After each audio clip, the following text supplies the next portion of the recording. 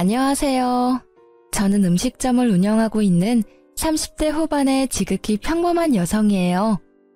지금은 그저 평범하게 지내고 있지만 몇 년 전에는 상당히 날이 서 있었어요. 그 이유는 전혀 평범하지 않은 저의 이혼 과정 때문이었죠. 어찌나 어이없는 일만 일어나는지 주변에서는 이때 액땜을 해서 그 뒤로 좋은 일만 있을 거라며 위로까지 했을 정도였답니다. 그런 저와 남편은 첫 만남부터 참으로 남달랐죠. 서로의 이별에 대한 아픔을 달래다가 눈이 맞았거든요. 저는 예쁘게 생긴 편이 아니에요. 그건 남편도 마찬가지였죠. 객관적으로 말하면 남편은 못생겼다에 더 가까운 편이었죠. 저는 무척 잘생긴 남친과 사귀다가 그 남자에게 몰려드는 여자들 때문에 지쳐 헤어진 상태였고, 남편은 사귀던 여자에게 돈만 다 뜯겨먹고는 못생겨서 싫다는 말을 듣고 헤어진 상태였어요. 소개팅으로 만나 서로를 위로하던 우리는 그렇게 조금씩 정이 생기고 결혼까지 하게 됐어요. 남편의 얼굴은 잘생겼다고 말할 수 없지만 유쾌해서 같이 있으면 재미있었거든요. 일반 회사원이었던 남편은 결혼 후 제 음식 솜씨로 돈을 벌 수 있겠다 싶었는지 저의 반대에도 불구하고 퇴사하고 음식점을 열자고 하더라고요. 결국 저도 그에 넘어가 음식점을 하게 됐죠. 그때 시모에게 받은 스트레스는 어마어마했어요. 남편이 잘 다니던 회사 때려치게 만들었다며 볼 때마다 절 욕하셨어요. 억울했지만 가게가 잘 되기 시작하면서 그런 말도 잦아들었죠. 그렇지만 저를 향한 못마땅한 시선은 여전했어요. 솔직히 제가 음식점 열자고 한 것도 아닌데 말이죠. 그런데 제가 이혼을 하게 된 건 그런 시모의 행동 때문이 아니에요. 제 이혼 결심의 첫 이유는 남편의 심각한 외모 콤플렉스 때문이었어요. 저는 잘생긴 외모가 밥 먹여주지 않는다는 걸 알고 있었고, 무엇보다 잘생긴 얼굴에 피를 본 적이 있었던지라 외모는 저에게 딱히 중요한 부분은 아니었거든요. 그런데 제 생각을 항상 비꼬아서 듣더라고요. 그러면서 사소하게 부딪히는 일들이 많았어요. 그리고 그 외모 컴플렉스에 정점을 찍게 된 일이 생겼어요. 그건 가게를 찾은 한 손님의 지나가는 말에서부터 시작됐죠. 사장님은 음식점을 할 관성이 아닌데? 근데 음식 솜씨가 이만큼 좋으니 사장님 얼굴도 눈에 안 들어오는군. 손님은 음식이 맛있다는 이야기를 짓궂게 돌려 말한 것이지만 남편은 다르게 해석하더라고요. 그 말이 자신의 외모 비하라고 생각했어요. 솔직히 남편의 얼굴은 30대 초반이라고 하기엔 많이 나이가 들어 보였기에 이해를 하려고 했어요. 그런데 그날 이후로 제게 짜증을 내더라고요. 아, 진짜. 이번에는 진짜 성형 좀 해야겠어. 음식점을 할 관상이 아니라고? 늙어빠진 인간한테 내가 이런 말을 들어야 해? 진정해, 여보. 그냥 듣고 흘려 넘기라고. 장사하면서 그런 것까지 다 신경 쓰면 당사만 더 힘들어. 당신도 내가 바보라고 생각해? 어떻게 그런 말을 듣고 가만히 있을 수가 있어. 당장 나와서 한마디라도 거들었어야지. 손님이야. 밖에서 모르는 사람이 그랬으면 나도 화냈겠지. 그런데 손님이잖아. 자기가 이해하고 넘어가. 응? 아, 몰라. 진짜 짜증난다고. 나 진짜 성형수술 좀 해야겠어. 그렇게 말하는 남편의 눈이 제게 향했어요. 당시에 가게가 힘들어 돈은 제가 관리 중이었거든요. 알았어. 자기는 성형수술이 하고 싶은 거지? 자기가 얼마나 스트레스 받는 건지 알고 있으니까 돈이 좀 모이면 수술해. 그러고 마음이 편하다면 못할 것도 없지. 그렇게 말해주고 며칠이 지났을까? 짜증과 화가 많았던 남편의 모습이 변했어요. 뭐랄까, 그냥 거동이 수상하다고 해야 하나? 계속 제 주변을 맴도는 기분이 들더라고요. 와이프인데다 같이 일까지 하고 있으니 그저 기분 탓이라고 생각하고 넘겼는데 저는 괜히 그게 신경이 쓰이더라고요. 그런데 며칠 뒤 제 공책이 사라졌다는 걸 알게 됐죠. 저는 머릿속이 새하얗게 변할 정도였어요. 그 공책은 가게 메뉴 레시피를 적어둔 공책이었어요. 저는 그 공책이 없어진 게 남편과 관련이 있다고 생각했어요. 자기야, 잠깐 나 좀 봐. 할 얘기가 있는데. 그렇게 말한 그때 가게 문이 콱 열리더니 한 남자가 잔뜩 성이 난 얼굴로 성큼성큼 다가오면서 남편 얼굴에 뭔가를 집어 던지더라고요. 저는 놀라서 소리를 지르려다가 그 사람이 던진 게 제 공책이라는 걸 알고는 깜짝 놀랐어요. 잘 만났다 이 사기꾼. 내 돈 내놔, 내 돈 내놓으라고. 이딴 가치도 없는 공책을 뭐? 비밀 레시피? 지랄을 하네. 어디서 사람을 등쳐먹으려고. 빨리 내가 준 돈 가져와. 여기서 이러지 말고 밖에서 이야기합시다. 남편은 헐레벌떡 일어나 그 남자를 데리고 밖으로 나가려고 용을 썼어요. 잠시만요. 그 공책이 비밀 레시피라고요? 그걸 이 남자가 당신한테 팔았어요? 아, 그렇다니까. 내가 이 집 장사가 잘 돼서 돈 주고 레시피를 사겠다고 했는데 공책 읽어도 온통 평범한 레시피뿐이잖아요. 아무리 그래도 그렇지 이런 인터넷만 뒤져도 나오는 레시피를 팔아? 이 나쁜 사기꾼 같으니라고? 잠깐만요. 내가 지금 당장 돈 도로 돌려줄 테니 당장 여기서 나가요. 아, 빨리. 제가 그 사람과 대화를 나누려 하자 남편이 다급히 상대방 남성을 돌려보내려 하더라고요. 남성이 돌아가고 나는 남편을 빤히 쳐다보며 말했어요. 내 레시피 공책 언제 가져갔어? 아니, 그걸 팔았어? 그게 뭔지는 알지? 그거 우리 가게 장사 미천이야. 별거 없다고는 해도 나한테는 소중한 거고. 나도 어쩔 수 없었다고. 빨리 돈을 마련하려면 그것 말고는 방법이 없었다고. 돈이 왜 그렇게 급하게 필요한 건데? 당신 어디 대출 섰어? 보증 섰어? 아니, 아무리 대단한 일이 있어도 자기 장사 미천을 파는 인간이 어딨어. 그거 뺏겨서 우리 가게 휘청거렸으면 어떻게 책임지려고 한 거야? 말해봐. 이게 다 어떻게 된 일인지. 성형수술하려고 그랬다고. 내가 그 뒤로 잠도 못 자고 얼마나 시달리는 줄 알아? 당신은 모르겠지. 그런 소리 듣고도 실실 웃는 당신은 절대 모르지. 몰라. 내가 그걸 어떻게 알아? 그리고 나는 당신이 성형수술 하던 말던 상관없어. 내가 결혼한 사람은 다른 누구도 아니라 당신이야. 그 얼굴이라도 좋아서 결혼한 게 나라고. 네가 얼굴 바꾼다면 나도 이해해. 그리고 존중하지. 그런데 왜 그걸 남의 레시피 공책 팔아서 마련하려고 하냐고. 당신이 벌어서 수술하면 되잖아. 적어도 가게 날리는 선택은 하면 안 되지. 장사할 때 레시피가 얼마나 중요한지 몰라서 그래? 당신한테는 그 장사 미천이 제일 중요하겠지. 나는 안 그래. 나한테는 내 인생 자체가 걸린 문제라고. 우리 가게에서 웃는 손님들이 내 외모 보고 웃는 거 내가 모를 줄 알아? 다들 그렇게 실실거리면서 나 쳐다보고 진짜 죽겠다고. 당신이 나를 이해 못하는 거야. 왜 매번 이런 식으로 나를 물먹이는데? 누가 물을 먹였다고 그래. 물 먹을 뻔한 건 나거든?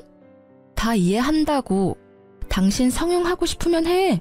내가 바짓가랑이라도 잡고 말렸어? 아님, 내가 제발 그러지 말라고 빌기라도 했어. 하라고, 네 돈으로. 남의 물건 팔아서 성형하면 기분 좋겠어?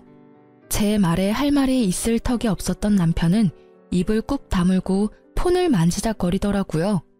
가만 보니 아까 돌아간 남자에게 받았던 돈을 돌려주려고 계좌이체를 하는 모양이었어요.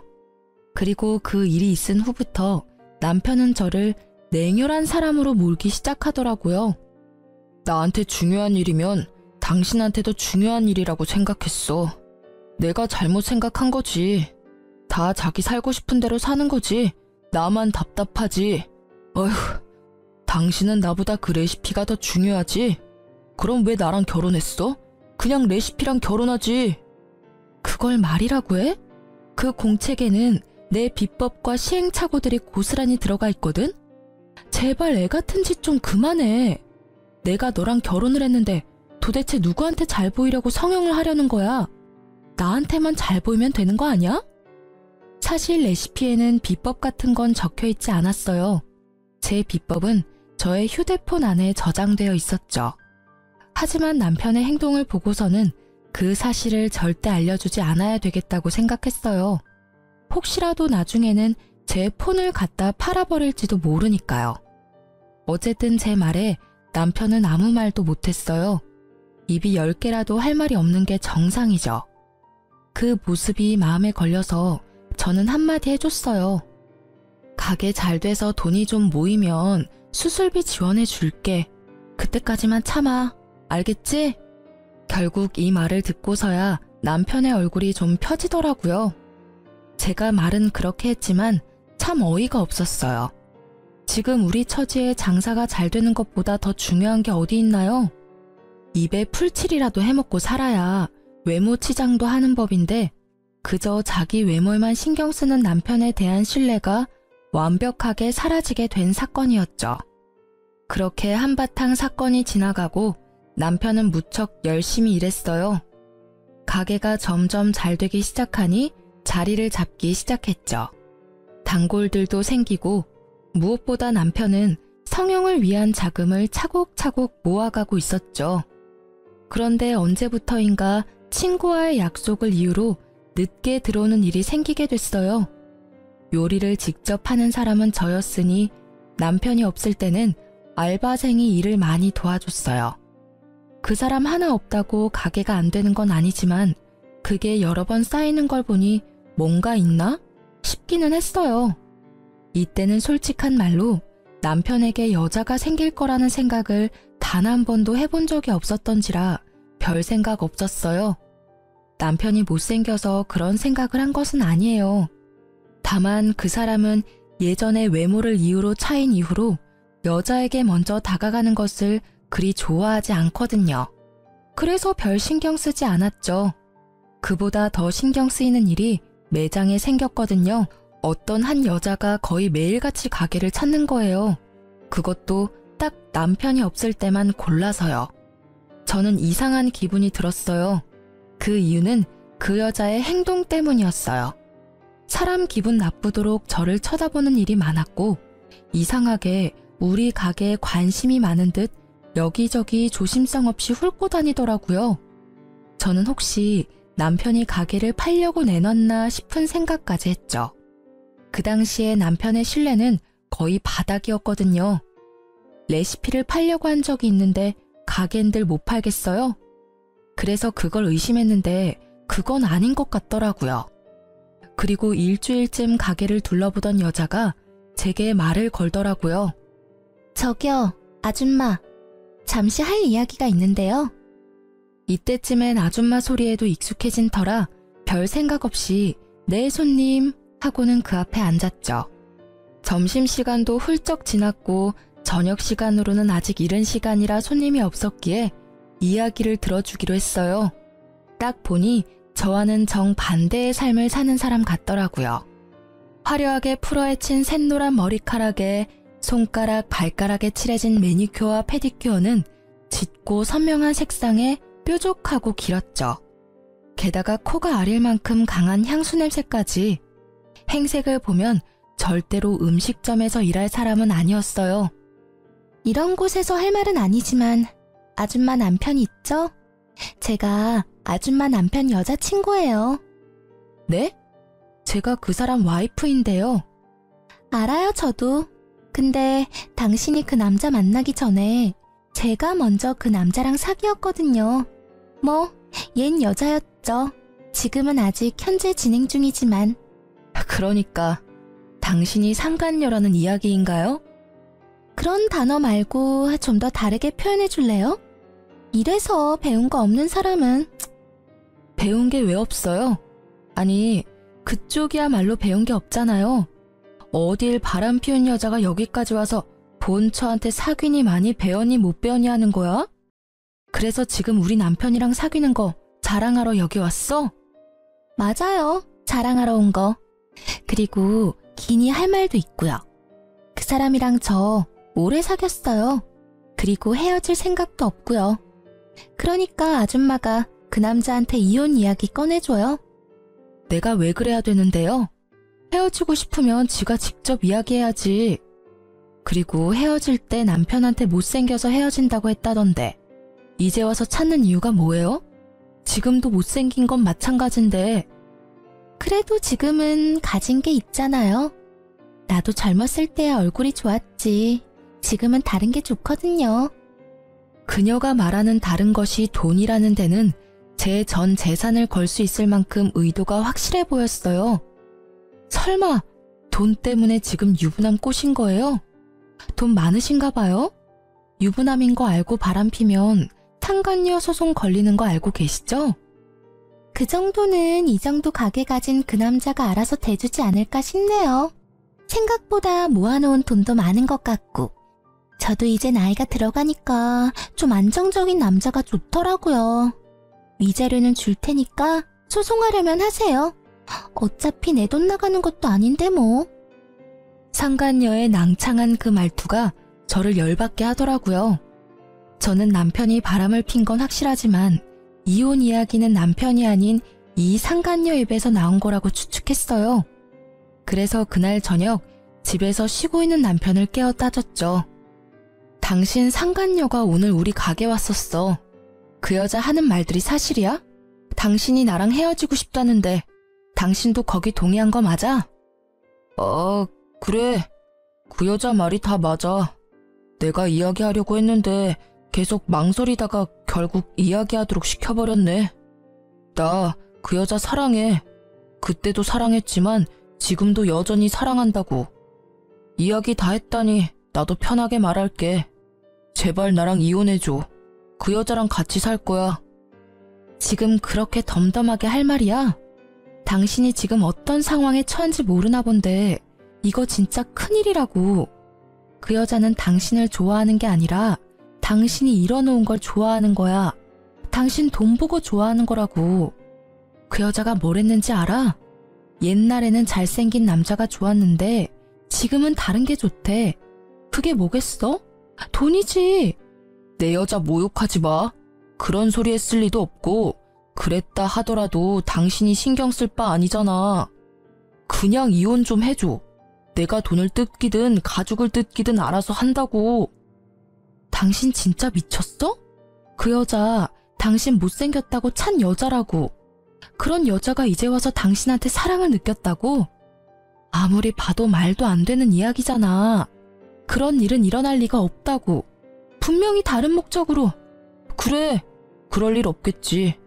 그치만 나도 나이가 들면서 중후한 멋이 생겼다잖아. 당신은 어차피 돈에 정신 팔려서 그런 것도 모르겠지만 사실 당신하고 만났을 때도 그 여자랑 헤어지고 싶지 않았어. 결국 어쩔 수 없이 헤어지는 바람에 내가 당신같이 못생긴 여자를 만나서 살고 있는 거잖아. 게다가 당신 나 좋아하는 것도 아니잖아. 그냥 가게 유지할 사람 필요한 거면 헤어져줘도 되는 거 아니야? 내가 왜 이렇게 사는데? 다 당신이랑 나랑 잘 먹고 잘 살자고 이렇게 사는 거라고. 돈을 벌어야 펑펑 쓸 수 있으니까. 돈 없으면 뭘 할 수 있는데? 그리고 잘 다니던 직장 그만두게 하고 가게에서 일하게 만든 건 당신이잖아. 요리하는 사람이 나 하나인데 어떻게 하나부터 열까지 다 꾸미고 다녀? 날 이렇게 만든 게 당신이라는 생각 단 한 번도 해본 적 없지? 날 이렇게 만들어 놓고 당신은 밖에서 여자나 만들어서 돈 쓰면서 놀았어? 되지도 않는 말로 당신 꼬신 그 여자한테? 말 조심해. 그 여자 때문이 아니라고 말했잖아. 내가 좋아하는 거라고. 그리고 내가 가게 하자고 했을 때 당신이 강하게 말렸으면 나도 안 했을 거라고. 이딴 말을 짓거리는 남편놈을 보는데 진짜 가슴에서 솟구치는 분노에 몸이 덜덜 떨리더라고요. 딱 봐도 돈 목적으로 만나는 여자한테 홀라당 넘어가서는 조광지철을 버리려는 꼴을 보니 답답하기까지 했어요. 게다가 상간녀 편드는 걸 보니 정이 딱 떨어졌어요. 알았어. 이혼해. 나도 말 못 알아먹는 남자랑은 더 이상 말도 섞기 싫어. 합의 이혼하려면 위자료만큼 돈 나한테 줘야 하고 그거 싫으면 소송해. 어차피 나는 소송이 더 좋거든? 당신 바람피는 바람에 유책 배우자 돼서 나한테 위자료 줘야 해. 나도 내 몫을 챙겨야 하지 않겠어? 새로운 시작을 하려면 돈은 많을수록 좋으니까. 새로운 시작? 다 늙어 빠져서 주름밖에 안 남은 당신이 무슨 새로운 시작을 해? 예쁘기를 해, 돈이 있기를 해. 그렇다고 능력이 있어? 당신 아무것도 없어. 나랑 이혼하고 나가면 바로 거지꼴 된다고. 내 가게는 벌써 프랜차이즈 계약하려는 사람들이 생겼거든? 그러니까 이제 당신 같은 여자 필요 없어. 저는 남편의 모습에 학을 뗐어요. 자기가 곧 성공할 것 같으니 저를 버리겠다는 그 생각 자체가 더럽기 짝이 없는 생각인 거죠. 저는 꼴도 보기 싫어 그 집을 나왔어요. 남편은 이혼 정리를 빠르게 하더라고요. 저는 초고속으로 위자료를 받게 되었죠. 남편은 프랜차이즈 이야기만 잘 성공하면 이 정도 위자료는 바로 해결하고도 남을 거라고 생각했나 봐요. 그래서 빨리 돈을 주고 저를 떨궈내려 한 거겠죠. 그리고 상간녀 소송 비용까지 후다닥 주고는 제 자리를 지워가기 시작했어요. 남편은 제가 집을 나가자마자 상간녀를 가게로 들였더라고요. 처음에는 그 이야기를 듣고 엄청 열받고 자존심 상하더라고요. 그렇지만 그 상황이 오래가지는 않을 거라고 예상하고 있었어요. 이혼이 마무리된 날 저는 아는 동생을 전남편 가게에 보냈어요. 밥 한번 먹고 오라고요. 언니, 걱정 안 해도 되겠어요. 그 집 곧 망하겠더라고. 사람도 예전에 반도 안 되고 일단 맛이 없어요. 근데 가게 메뉴나 밑반찬이 예전이랑 똑같은 모양으로 나오는데도 맛이 없던데? 이상하죠? 들어가는 재료는 거의 똑같고 완성된 모양도 똑같던데 왜 그렇지? 그랬어? 그럴 줄 알았어. 두 사람은 어땠어? 가게 삐걱거리면 당연히 두 사람도 삐걱거렸을 텐데. 상간녀 혼자 가게 지키고 있는데 나 술집인 줄 알았잖아요. 무슨 화장에 옷차림이. 거기다가 인간적으로 음식 나오는 가게에서 향수는 좀 아니지 않아요? 향수 냄새에 음식 냄새가 섞여서 더 역하더라고요. 찡그리며 말하는 동생 이야기에 저는 코웃음을 쳤어요. 걱정 안 해도 잘 망해가고 있네. 나도 이제 슬슬 새 직장 찾아봐야겠어. 받은 건 많지만 일을 안 할 순 없으니까. 그렇게 이야기하고 며칠이 지났을까요? 집에 있는데 누가 벨을 누르더라고요. 전 남편과 상간녀가 있더라고요. 표정이 참 험악해서 저는 그들을 데리고 근처 카페로 갔죠. 당신 진짜 레시피 어쨌어? 왜 남의 레시피를 자기 것처럼 찾아? 어이가 없네? 나한테 맡겨놓은 거라도 있어? 아니, 우리 음식점 레시피를 왜 당신이 갖고 있냔 말이지. 맛이 다르다고 손님들이 화를 내잖아. 가게에 무슨 짓을 한 건데? 아, 웃겨. 손맛이 다른 거겠지. 그걸 왜 나한테 와서 따져? 레시피 다 알고 있었던 거 아니야? 저번에 레시피 팔려고 했을 때 다 봤을 거 아니야. 제 말에 남편이 무언가를 테이블 위에 던지듯 보여주더라고요. 딱 보니 제 레시피 복사본이더라고요. 역시 제 레시피를 빼돌린 거였죠. 그대로 만들었는데 맛이 없으니까 하는 말이지. 너 나 속였지? 진짜 레시피는 어쨌어? 너 때문에 우리 가게 망하게 생겼거든? 당연히 맛이 없었겠죠. 그 레시피는 반쪽짜리고 제 비법 소스 내용은 제 폰 안에 고이 저장되어 있으니까요. 비법 소스가 없으면 인터넷에 자주 올라오는 레시피일 뿐이거든요. 그러니 점점 손님이 줄어들고 인기가 줄어가는 거예요. 그러니까 그걸 왜 나한테 따지냐고. 레시피도 잘 도둑질해갔으면서 나한테 와서 왜 음식 맛이 다르냐고 묻냐고. 네 가게잖아. 네가 그 이유를 알지 내가 어떻게 하냐고. 전 남편은 제 말에 답을 못하더라고요. 자기들끼리 가게를 하기로 했으면 지들끼리 알아서 해야지. 왜 이혼한 전처한테 찾아와서 이 난리냐고요. 잠깐. 그러고 보니 아줌마가 우리 가게 댓글에 별점 테러한 거 아니야? 맛이 변했다면서 글 쓴 사람들 당신이 사주했지? 이보세요 상간녀 씨. 없는 이야기 지어내는 거 무고죄인 거는 알고 있죠? 저는요. 당신네 가게가 망하든 말든 상관없어요. 어차피 망할 거라는 걸 알거든요. 맛이 다르다는 건 진짜겠죠. 제 레시피 공책은 그거 하나만 있는 게 아니거든요. 그러니까 그쪽 분들은 반쪽만 갖고 있는 거죠. 예의도 없이 계속 반말하는 상간녀의 말에도 저는 최대한 이성을 유지하려 했어요. 그런데 상간녀의 말에 이성이 뚝 끊기더라고요. 이거 봐. 진짜 레시피 숨겨놓고 안 준 거네. 이 사기꾼 같은 년이 그걸 훔쳐갔어? 그거 우리 가게 레시피거든? 말은 똑바로 해야지. 너희 가게? 웃기고 자빠졌네. 그게 왜 니네 거야? 내가 알아내고 내가 연습해서 얻어낸 게 왜 니네 건데? 그리고 너 그 가게에서 네가 한 일이 뭔데? 너가 그 가게에서 한 거라고는 레시피를 팔고 바쁜 시간에 상간녀 만나서 히히덕거리는 것뿐이었거든? 그런 주제에 감히 레시피를 내놓으라고? 이 정신 나간 것들이 바쁜 사람 불러내서는 말 같지도 않은 말을 짓거리고 난리야. 그리고 그렇게 열받으면 법대로 해. 내가 만든 레시피가 내 것인지 바람난 너희 것인지. 제가 나중에 알아보니 상간녀가 요리를 못해서 주방장을 들였더라고요. 그것도 인건비가 낮은 경력이 얼마 안 된 어린애를 고용해서 제 레시피대로 만들도록 지시했답니다.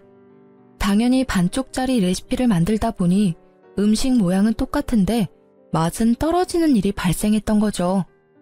나한테 와서 따지지 말고 사랑하는 두 분이서 알콩달콩 맛있는 음식 개발에 집중하는 게 어때?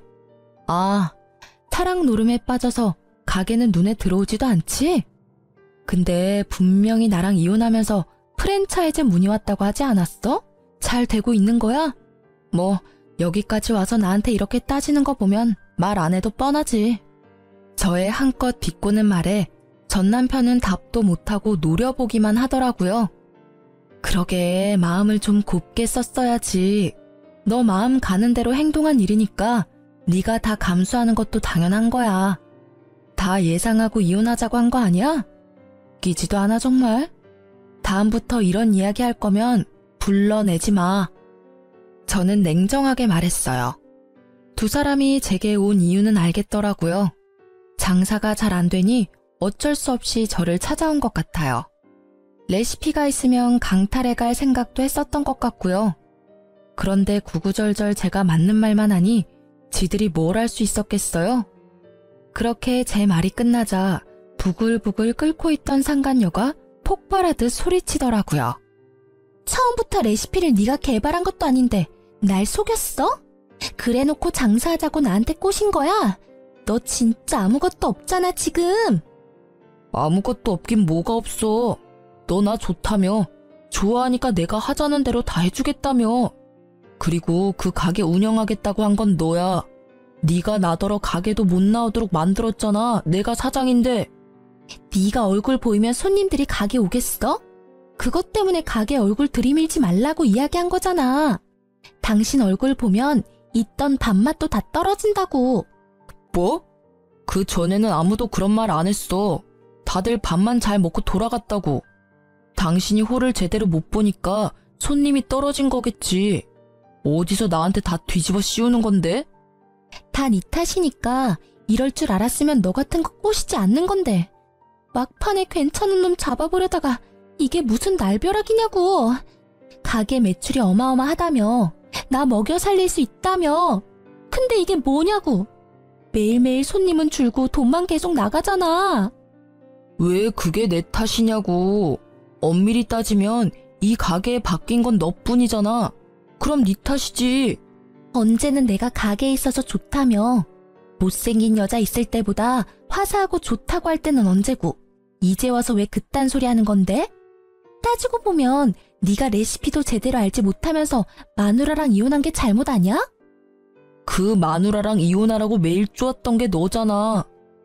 두 사람의 대화를 들으니 얼마나 웃긴지 저는 마치 개그 프로그램을 보는 것처럼 느긋하게 구경해줬어요. 마지막에 들리던 말에 완전 빵 터졌죠. 내가 미쳤지. 못생긴 놈 꼴값 한다더니 내가 너 돈 없으면 옆에 뭐하러 끼고 살아? 얼굴만 보면 혈압 오르는데 돈이라도 있어야 그 얼굴도 봐줄만 할 거 아냐? 그 말을 듣고 있는 전 남편의 표정이 와그락 일그러지는 걸 보며 저는 통쾌한 기분을 느꼈어요. 그래, 상간녀랑 사귀면서 그렇게 싫어하던 외모 지적 많이 받고 살겠네 하는 생각이 들었거든요.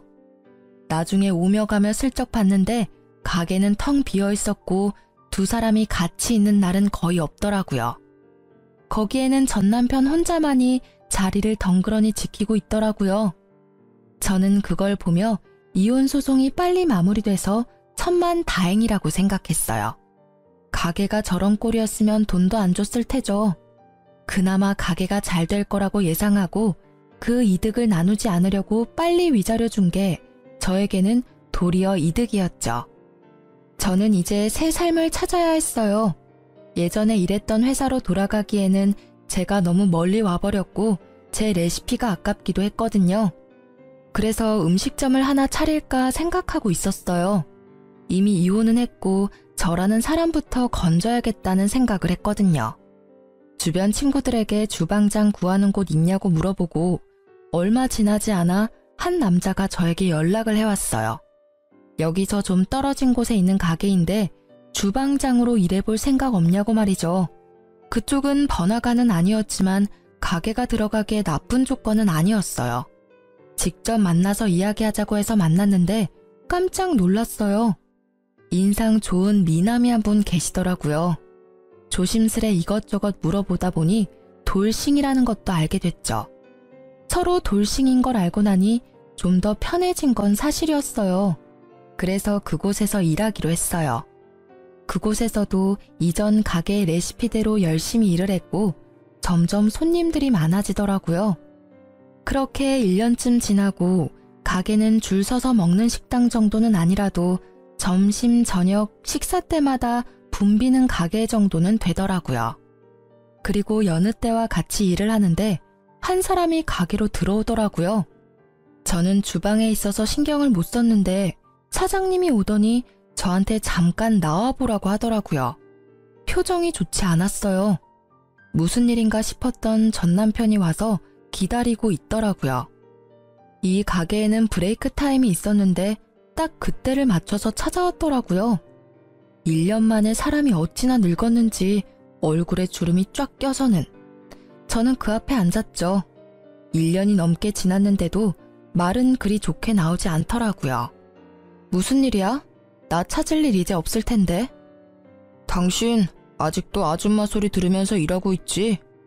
이런 작은 가게에서 일하면 얼마나 벌겠어? 푼돈 정도 되겠지. 남이사 푼돈을 벌든 떼돈을 벌든 무슨 상관이야? 여기까지 찾아온 이유가 나 화나게 만들려고 그런 거야? 용건 없어? 용건 없으면 나가줄래? 나 지금 저녁 준비해야 해서 바쁘거든? 이렇게 지내지 말고 돌아와. 내 가게 아직 그대로 있어. 그 자리에 똑같이. 당신이 오면 주방장 자리 줄게. 웃기고 있네. 지금 일 잘 다니고 있는 사람한테 뭔 소리야? 거기 이제 소문나서 손님도 별로 없다는데. 이렇게 예쁘지도 않고 돈도 없고 능력도 없는 여자 데려다가 뭐에 쓰려고? 당신한테는 예쁘고 돈도 많고 능력도 좋은 당신 좋다는 상간녀가 있잖아. 설마 나더러 두 사람 알콩달콩 사는데 끼라는 말은 아니지? 그런 꼴 보기 싫으니까 여기 와서 이런 짓 하지 말고 제발 그냥 무시하고 가줘라. 응? 미안해. 진짜로 내가 다 잘못한 것 같아. 당신만큼 나 이해해주고 보듬어준 사람도 없는데 내가 왜 그랬나 싶어. 진짜로 시간을 되돌리고 싶다고. 당신이 말한 그대로였어. 그 여자 심지어 나를 좋아한 것도 아니었다고. 통장에 있던 돈에다가 대출까지 내 이름으로 쓰고는 도망갔어. 그 돈 내가 성형수술 하려고 모아놓은 돈인데 그걸 홀라당 다 가져갔다고. 게다가 프랜차이즈 내는 것도 음식 맛이 이렇게 다르면 자기들도 좀 생각해봐야 할 것 같다고. 그런 식으로 여기저기 있던 일들도 완전 무산돼서 가게도 곧 망할 것 같아. 아니, 망한 것 같아. 구구절절 말하는 걸 들어보니 참으로 딱하더라고요. 제가 한 말이 그대로 들어맞았으니까요. 그때 내가 말했지? 그 여자 그럴 의도로 당신한테 접근했다고. 내가 그때 말할 때는 믿지도 않더니 이제 당하고 보니 내 생각이 났어? 근데 어떡하지? 내 눈에는 당신이나 그 여자나 똑같아 보이거든. 돈 좀 벌고 여자한테 눈 멀어서 바람난 당신이나 돈 노리고 당신한테 다가와서 다 들고 튄 그 여자나 다를 게 뭐가 있어? 나는 그 여자를 사랑했다고. 그런 내 마음을 배신한 거야. 내 어디가 그 여자랑 똑같다는 거냐고. 당신은 나를 배신했잖아. 왜? 네 사랑에 눈이 머니까 남의 마음 사정에는 신경도 안 쓰였니? 대단해. 사랑 타령하면서 나한테서 다 뺏어간 게 넌데 자기는 그 여자랑 다르게 생각한다는 걸 들으니까 좀 소름 끼치네? 안 그래? 나한테는 너도 충분히 나쁜 놈이야. 유부남이 사랑 타령이라니. 그것도 제 마누라가 아닌 상간녀한테. 그 사실이 잘못됐다는 걸 모르는 것도 참 딱하고. 그러니까 지금 사과하잖아. 미안하다고. 잘못했다고 하잖아. 당신이 화내는 건 알겠는데 내 사정도 이해해줘. 응? 당신도 솔직히 여기서 아줌마 취급 당하면서 힘들게 사는 거 싫잖아. 내가 당신 사모님 소리 듣게 해줄게. 응? 미안한데 저는 남편의 말을 끊으려고 했지만 제 어깨에 손을 얹는 부드러운 손길에 입을 닫고 제게 다가온 남자를 쳐다봤어요. 이 가게의 사장이었어요. 여보, 저녁 준비는 내가 해놓을 테니까 대화 잘 끝내고 와요. 오해가 상당히 많이 쌓인 것 같으니까 깨끗하게 잘 풀어서 다시는 찾아오지 않도록 하는 게 좋을 것 같아. 그리고 제 현재 남편이기도 했죠. 제가 이 남자와 결혼한 건 6개월쯤 됐을 때였어요. 저는 이 잘생긴 남자의 고백을 곧이곧대로 받아들일 수 없었지만 이 남자는 끝까지 저를 설득시키더라고요. 자신은 그런 사람과 다르다고 한 가지 분명하게 약속할 수 있는 건 절대로 바람은 피지 않고 다른 여자 쳐다도 보지 않겠다는 말을 하며 저를 설득했죠. 저는 한결같은 마음에 반해 사귀기로 했고 함께하는 시간이 많아질수록 서로에 대한 이해가 깊어지며 좋은 사이로 발전하게 됐죠. 누가 봐도 잘생기고 환칠한 남자가 제게 여보라고 부르니 전 남편의 얼굴이 엄청나게 놀라는 걸 확인할 수 있었어요. 여보? 당신 결혼했어? 나랑 헤어진 지 얼마나 됐다고 결혼을 해? 무슨 헛소리인지 모르겠네. 나는 엄연히 법적으로 이혼을 한 여자라고. 너하고의 사이에서 온갖 정이 다 떨어져서 이혼한 사람. 내가 왜 너 생각해서 재혼을 못해? 넌 나랑 이혼하자마자 상간녀랑 혼인신고 해놓고서는. 그래, 그러고 보니 너 유부남이었구나. 너 이런 식으로 나 꼬시면 안 되는 거야. 어차피 넘어갈 일도 없었겠지만. 그래도 이건 너무하잖아. 벌써 결혼이라니. 그리고 한 가지 네가 착각하는 게 있어서 내가 말해주는 건데 나 여기 사장님 와이프야. 넌 나랑 일할 때 매번 나한테 아줌마라고 불렀지? 그때 솔직히 정말 기분 더러웠거든? 너는 사장님이라고 불리는데 나는 아줌마라고 불렸잖아. 근데 여기 오니까 정말 달라. 이 사람은 일할 때 나를 여보나 사모님으로 불러. 못생긴 내가 싫어서 여보라고 부르지도 않은 네가 감히 여기 와서 그런 말 하면 안 되지. 아줌마 취급 당하면서 사냐고? 너랑 있을 때야말로 아줌마 취급 당했거든, 너한테서? 나는 그럴 의도로 당신한테 그런 말 한 거 아니라고. 그냥 주변 손님들이 다들 그렇게 이야기하니까 나도 모르게 아줌마라고 한 거지. 그걸 왜 다 내 탓으로 돌리는데? 네 탓이니까 네 탓이라고 하는 거지. 사장인 네가 날 그렇게 부르니 다른 손님들도 그렇게 부른 거라고. 그리고 솔직하게 말해줄게. 나는 너 잘생기고 못생기고 그런 건 상관없었어. 잘생긴 얼굴 가진 남자한테 피 본 사람이 나잖아. 그런 내가 얼굴을 볼 거라고 생각해? 나한테 중요한 건 내면이었거든. 그래서 나도 모르게 잘생기지 않은 사람을 찾은 건지도 모르지. 그치만 나는 결혼 생활에 신뢰를 지켰어. 당신 외에 남자도 만나지 않고 돈도 같이 벌었고 당신 성형수술한다는 것도 반대 안 했지. 그런데 돌아온 건 뭐였어? 이혼이잖아. 그것도 상간녀가 생겨서 나와 이혼한 아주 더럽고 짜증나는 상황. 근데 이제는 너한테 참 고맙다고 생각하고 있어. 지질이 못생기고 궁상맞게 생긴 남자도 나를 배신할 수 있다는 걸 깨달았거든. 그렇게 헤어지지 않았으면 이렇게 잘생기고 다정한 남편도 만나지 못했을 테고. 못생기고 궁상맞게 생겼다고? 너 지금 말 다 했냐? 내가 외모 지적하는 거 싫어하는 거 알면서 그런 식으로 나한테 비꼬는 거야? 응, 비꼬는 거야. 너야말로 외모 지적 나한테 하지 않았어? 네가 할 때는 너도 당할 수 있다는 생각은 했어야지. 이제 더 이상 할 말은 없지? 나 너희 가게 갈 일 없고 너도 나한테 이제 관심 가지면 안 되고. 나 유부녀니까. 그럼 잘 가. 앞으로 2번 다시 만나지 않길 바랄게. 사랑 찾아갔으면 사랑으로 먹고 살아. 돈 벌려고 나 찾아오지 말고. 저는 냉정하게 말하고 전 남편에게 축객령을 내렸어요. 나가라고 둘러 말했는데도 전 남편은 나가지 않고 횡설수설하며 제게 말을 걸어오더라고요. 그때 재혼한 제 남편이 나타나 전 남편의 어깨를 잡고 밖으로 밀어냈어요. 손님, 이야기가 다 끝난 것 같으니까 돌아가 주세요. 그리고 이렇게 귀한 여자랑 헤어져줘서 고마워요. 저한테도 기회가 생겨서 이렇게 알콩달콩 잘 살고 있으니까요. 혹시라도 우리 와이프한테 또 연락하면 저도 지금처럼 조용히 있지는 않을 테니까 부디 다시는 찾아오지 마세요. 그럼 잘 가세요. 결국 전 남편은 그 말에 얼굴이 일그러진 채로 욕을 하며 밖으로 나가더라고요. 저는 그 모습을 보며 콧방귀를 꼈어요. 자기가 급하니까 안면몰수하고 다시 찾아오는 꼴이 참으로 열받았거든요. 아마 제가 현재 남편과 결혼하지 않았더라도 절대 넘어가지 않았을 건데 그걸 모르는 저놈의 얼굴을 보니 참 딱하고 답답하더라고요.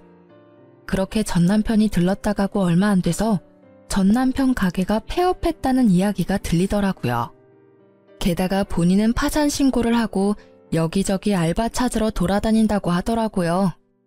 이제 2번 다시 만날 일 없다고 생각하니 마음이 후련해지더라고요. 그 이후로는 전 남편을 만난 적이 없어요. 어딘가에서 잘 살고 있겠죠 뭐. 솔직히 이혼을 경험하면서 정말 기분이 더러웠어요. 남편의 외도가 원인이라는 건 정말 저에게는 자존심에 상처를 입히는 일이었거든요. 이 이혼으로 한 가지 깨달은 것이 있어요. 잘생긴 사람은 얼굴값하고 못생긴 사람은 꼴값한다는 말, 틀린 게 하나도 없더라고요. 예전에 누가 말해줬어요. 그때는 잘생긴 남자 때문에 힘들었다면 이 이혼은 못생긴 남자 때문에 힘들었던 거니까요. 제가 당해보니 세상에 믿을 사람 하나 없고 외모의 미추보다 중요한 게 콤플렉스 없는 건강한 마음이라는 걸 깨닫게 됐죠. 지금 결혼한 남편은 얼굴도 잘생긴 편에 속하고 마음씨도 다정하고 사람이 참 건강해요. 그 덕분에 저도 마음의 상처를 치유할 수 있었던 것 같아요. 이 글을 읽으시는 분들 중에 저처럼 어느 하나에 꽂혀서 잘못된 선택을 하는 사람들이 있을지도 몰라요. 그런 분들께 꼭 말씀드리고 싶네요. 너무 거기에 휘둘려서 선택의 폭을 좁히면 저처럼 된통 당할 일도 생기게 되니 나쁜 일을 당하더라도 그걸 기준점으로는 삼지 마세요.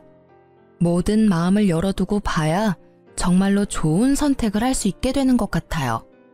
긴 글 읽어주셔서 무척 감사합니다. 저는 잘 살고 있으니 이 글 읽으시는 분들도 행복하고 즐거운 하루하루 보내세요.